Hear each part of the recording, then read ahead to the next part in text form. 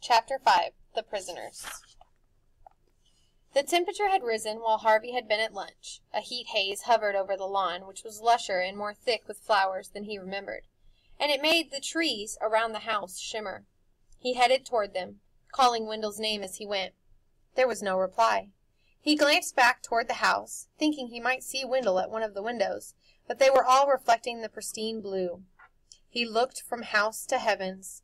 There was not a cloud in sight, and now a suspicion stole upon him, which grew into a certainty as his gaze wandered back to the shimmering copse and the flowers underfoot. During the hour he'd spent in the cool of the kitchen, the season had changed. Summer had come to Mr. Hood's holiday house, a summer as magical as the spring that had preceded it. That was why the sky was so faultlessly blue, and the birds making such music. The leaf-laden branches were no less content, nor the blossoms in the grass, nor the bees that buzzed from bloom to bloom, gathering the season's bounty. All were in bliss. It would not be a long season, Harvey guessed. If the spring had been over in the morning, then most likely this perfect summer would not outlast the afternoon. I'd better make the most of it, he thought, and hurried in search of Wendell. He finally discovered his friend sitting in the shade of the trees, with a pile of comics at his side. "Want to sit down and read?" he asked. "Maybe later," said Harvey.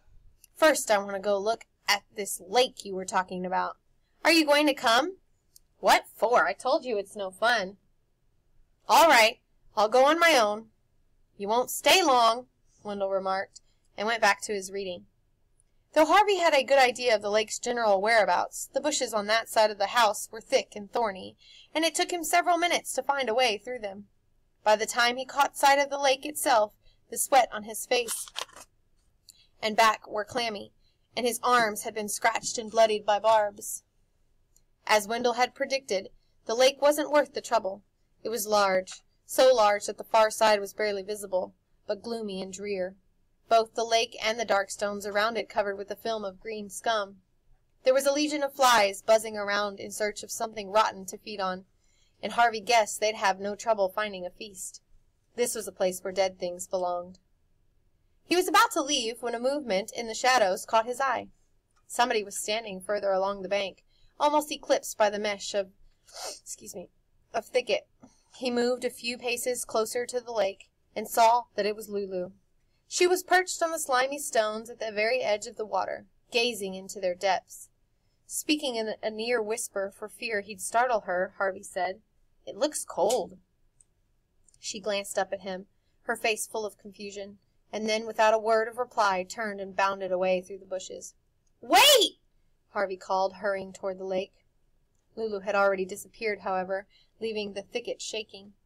He might have gone in pursuit of her, but the sound of bubbles breaking in the lake took his gaze to the waters, and there, moving just below the coating of scum, he saw the fish. They were almost as large as he was, their gray scales stained and encrusted, their bulbous eyes turned up toward the surface like the eyes of prisoners in a watery pit. They were watching him, he was certain of that, and their scrutiny made him shudder. Were they hungry, he wondered, and praying to their fishy gods, that he'd slip on the stones and tumble in? Or were they wishing he'd come with a rod and a line, so that they could be hauled from the depths and put out of their misery? What a life, he thought. No sun to warm them, no flowers to sniff at or games to play, just the deep, dark waters to circle in, and circle, and circle, and circle. It made him dizzy just watching, and he feared that if he lingered much longer, he'd lose his balance and join them. Gasping with relief, he turned his back on the sight and returned into the sunlight as fast as the barbs would allow. Wendell was still sitting underneath the tree. He had 2 bottles of ice-cold soda in the grass beside him and lobbed one to Harvey as he approached. "Well?" he said. "You were right," Harvey replied. "Nobody in their right minds ever goes there." "I saw Lulu." "What'd I tell ya?" Wendell crowed. "Nobody in their right minds." "And those fish." "Yeah, I know," Wendell said, pulling a face. "Ugly boogers, aren't they?" "Why would Mr. Hood have a fish like that? I mean, everything is so beautiful. The lawns, the house, the orchard." "Who cares?" said Wendell. "I do," said Harvey. "I want to know everything there is to know about this place." "Why?" "So I can tell my mom and dad about it when I go home." "Home?" said Wendell. "Who needs it? We've got everything we need here." "I'd still like to know how all this works. Is there some kind of machine making the seasons change?" Wendell pointed up through the branches at the sun. "Does that look mechanical to you?" he said. "Don't be a dope, Harvey. This is all real. It's magic, but it's real."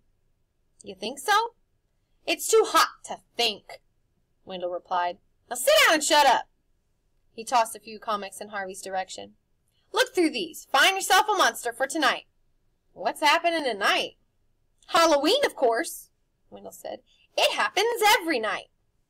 Harvey plunked himself down beside Wendell, opened his soda, and began to leaf through the comics, thinking as he leafed and sipped that maybe Wendell was right, and it was too hot to think.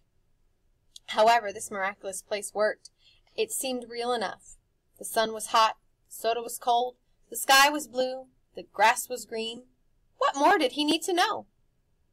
Somewhere in the middle of these musings he must have dozed off, because he woke with a start to find that the sun was no longer dappling the ground around him, and Wendell was no longer reading at his side. He reached for his soda, but the bottle had fallen over, and the scent of the sweet cherry had attracted hundreds of ants. They were crawling all over it and into it, many drowning for their greed. As he got to his feet, the first real breeze he'd felt since noon blew, and a leaf, its edges sere, spiraled down to land at his feet. "Autumn?" he murmured to himself. Until this moment, standing beneath the creaking boughs, watching the wind shake down the leaves, autumn had always seemed to him the saddest of seasons. It meant that summer was over, and the nights would be growing long and cold. But now, as the drizzle of leaves became a deluge, and the patter of acorns and chestnuts a drumming, he laughed to see and hear its coming. By the time he was out from under the trees, he had leaves in his hair and down his back, and was kicking them up with every racing step. As he reached the porch, the first clouds he'd seen all afternoon crept over the sun, and their shadow made the house, which had wavered in the heat of the afternoon like a mirage, suddenly loom, dark and solid. "You're real," he said as he stood panting on the porch. "You are, aren't you?" He started to laugh at the foolishness of talking to a house, but the smile went from his face as a voice so soft he was barely certain he had heard it said, "What do you think, child?"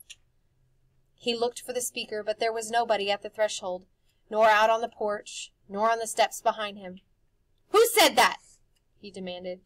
There was no answer, which he was glad of it. It hadn't been a voice at all, he told himself. It had been a creak of the boards underfoot, or the rustling of dry leaves in the grass.